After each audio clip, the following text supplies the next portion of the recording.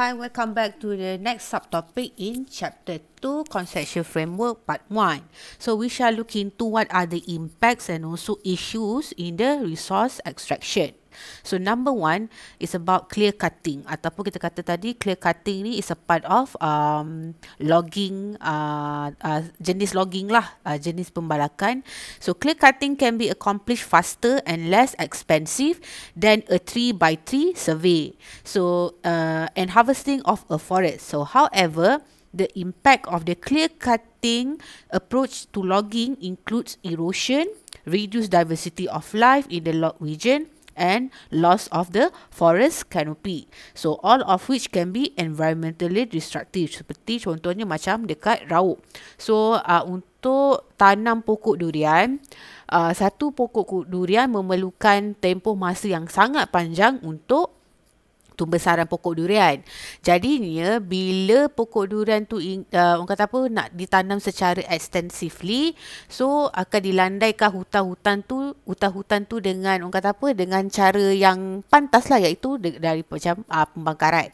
For example, pembakaran. Therefore, the impact of the clear cutting tadi tu, it can reduce the diversity of life within that clear cutting area tadi. So, selain daripada itu, dia boleh mendatangkan orang kata apa, kerosakan yang sangat teruk lah terhadap environment.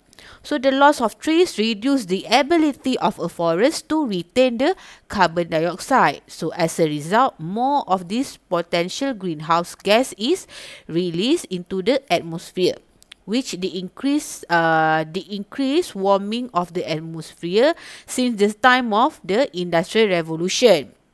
Berlakunya waktu during orang kata apa, zaman apa tu, industri revolusi kan. Start ni orang kata apa, mining, kilang-kilang, manufacturing, which began in the late of 18th century, and it has been conclusively linked to the increase of atmospheric levels of greenhouse gases such as carbon dioxide. Therefore, resources extraction not only has a local effect, but it does influence to the global climate. So, the Brazilian rainforest, for example, which makes up 30% of the acreage of rainforest on the planet. So, it is being logged at a rate that if continued, it could eliminate the forest entirely by 2050. So, can you imagine? Orang kata apa,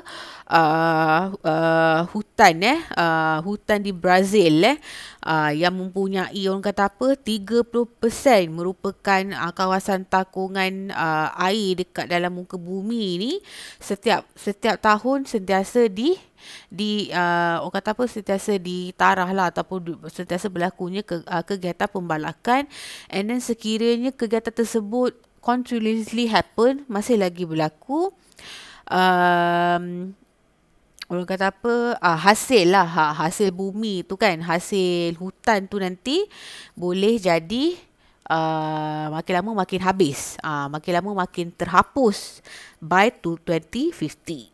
So, the oil sand tadi ni kita ada sentuh dalam subtopik 1 tadi kan, dekat Canada, can also damage the global environment due to the generation of carbon dioxide in the processing of extracted oil. Kan, nak proses oil tu sebenarnya, orang kata apa, satu, dia proses dia makan masa. Nombor dua, dia meriliskan apa tu, chemical substances, ataupun kita kata udara-udara, bukan udara, tapi gases gas yang orang kata apa, yang mempunyai chemical substances lah, that can cause air pollution. So, although the Canadian government has committed to reduce the Canada greenhouse emission by 20% by 2020, which is last year, the oil sand project has been given approval for more expansion. Wow. And it result increased production of greenhouse gases, and it could make the reduction target difficult to achieve. So, dekat sini ada orang kata apa, kita ingatkan kerajaan Kanada dia fight untuk untuk aktiviti extracted oil ni makin dikurangkan by 20% kan. Dia makin dikurangkan untuk kurangkan greenhouse effect tu by 20% tahun lepas, tetapi sebaliknya yang berlaku, oil sand project tu telah diberikan kelulusan untuk orang kata mengembangkan lagi orang kata aktiviti oil sand project tadi. So therefore orang kata in order for Canada government to achieve the reduction of the greenhouse gas emission tu tadi sangatlah sukar. So, extractive industries are responsible for half of the world's carbon emissions and more than 80% of the biodiversity loss, according to the most comprehensive environmental tally has been undertaken of mining and farming. So, selain daripada aktiviti clear cutting, aktiviti oil sand project, mining and farming also is one of the issues that has been highlighted in extractive industries. While this crucial for food, fuel and minerals, the study by United Nations Environment warns that the increasing of material weight of the world's economy is putting a more dangerous level of stress. Maksudnya memberi pressure kepada climate and also natural life support system. Resources are being extracted from the planet 3 times faster in 1970. Can you imagine? Even though the population has only doubled in that time, according to the Global Resources Outlook, which was released in the Nairobi.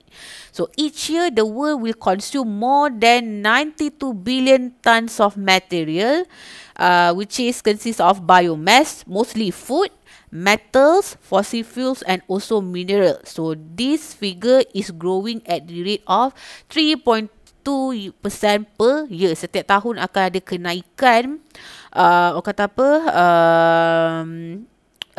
material consumer material ni sebanyak 3.2% setiap tahun.